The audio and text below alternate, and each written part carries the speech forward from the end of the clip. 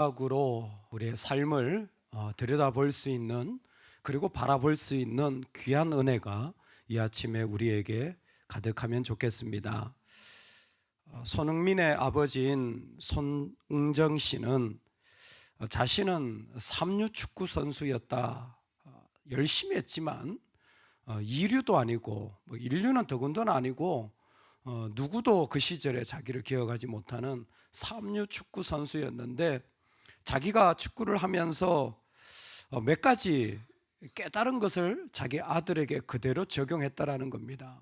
그건 뭐냐면 열심히 발재간을 가르치고 열심히 기술을 가르치고 월등한 능력자를 만드는 것이 아들을 축구 잘하게 하는 게 아니라 7년 동안 기술이 아니라 공에 대한 감각을 익히도록 똑같은 훈련, 사람들이 말하는 기본기라고 말하는 걸 지겹도록 7년 동안 그것만 가르쳤다는 거예요.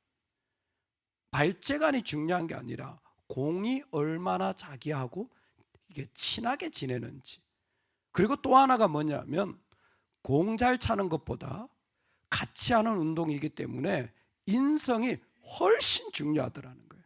그래서 감사할 줄 아는 아이, 이 두 가지가 자신이 가르친, 자신이 실패한 원인이고 자신이 가르친 내용이라는 거예요.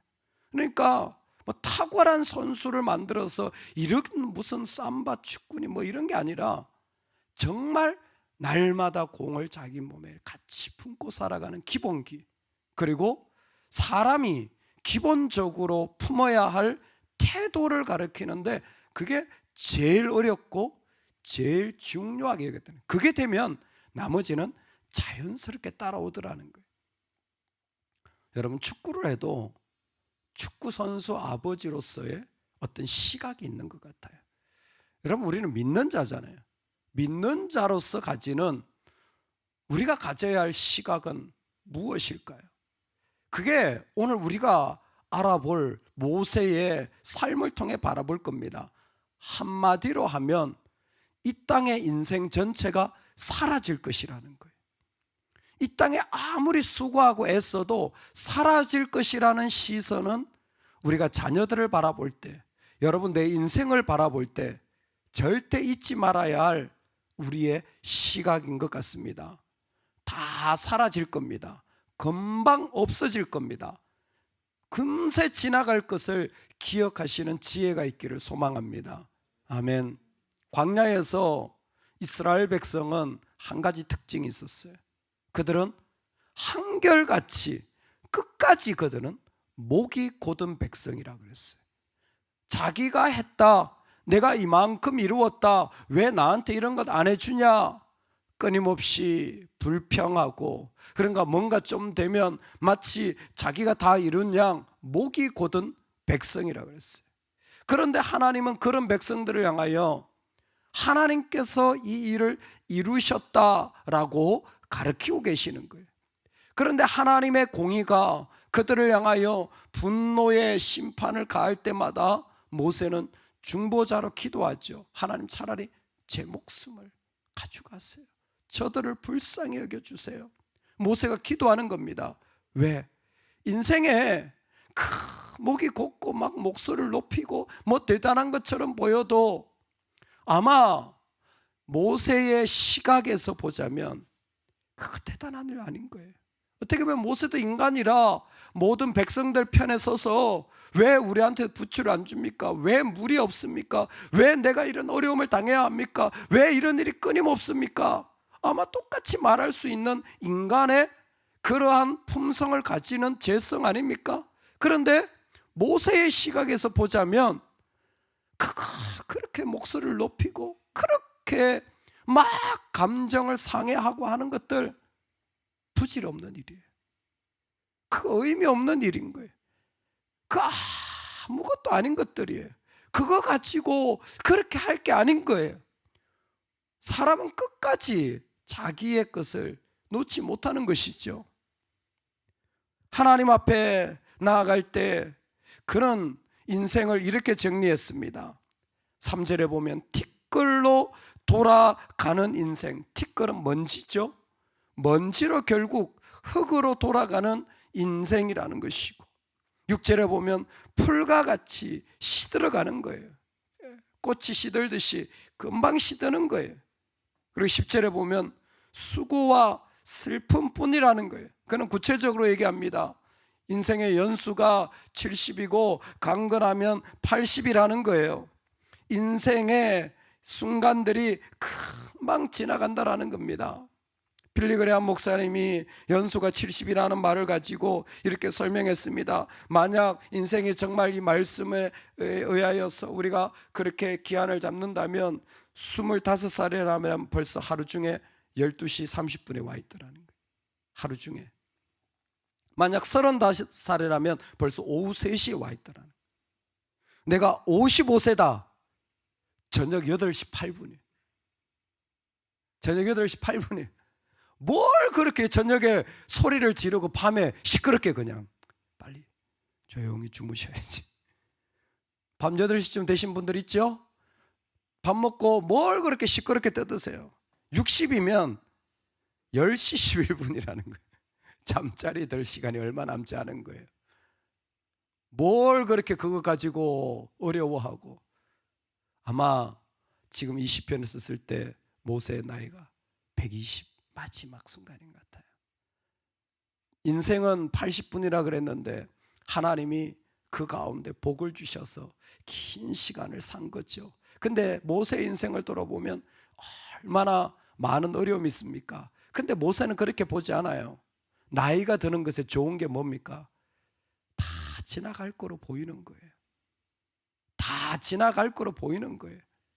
다 지나갈 거는 거 보이는 거예요. 할렐루야. 제가 한번 소개한 적이 있는데 한 코미디언이 나와가지고 그 뽀빠이 이상용 씨가 하는 얘기가, 참 어떻게 그렇게 날마다 웃으며 살 수 있냐. 사람들하고 그렇게 웃을 일밖에 없다는 거예요. 그래서 어떻게 웃으며 사냐 그러니까, 왜요? 다 뒤져버렸다. 자기 인생을 살아가 보니까 60에 죽는 사람, 70에 죽는 사람, 뭐 원수 같아도 80 넘어가니까 다 죽어버렸다는 거예요. 싸울 필요가 없는 거예요. 다 죽을 건데 뭘 그렇게 싸우냐. 아마 모세의 마음이 다 지나가 버린 거예요. 뭘 그걸 가지고 안 됐다고 힘들어할 필요 없고 됐다고 교만할 필요 없고, 왜? 다 지나서 살아가 볼 뿐인데. 그래서 모세에겐 두 가지 비밀이 있는 것 같습니다. 첫 번째가 뭐냐면 12절이에요. 우리 같이 한번 읽어보겠습니다. 시작. 우리에게 우리 날 계수함을 가르치사 지혜로운 마음을 얻게 하소서. 첫 번째가 뭐냐면 나의 날이 한정되어 있다라는 거예요. 나의 날을 계수하는 지혜를 가지고 살라.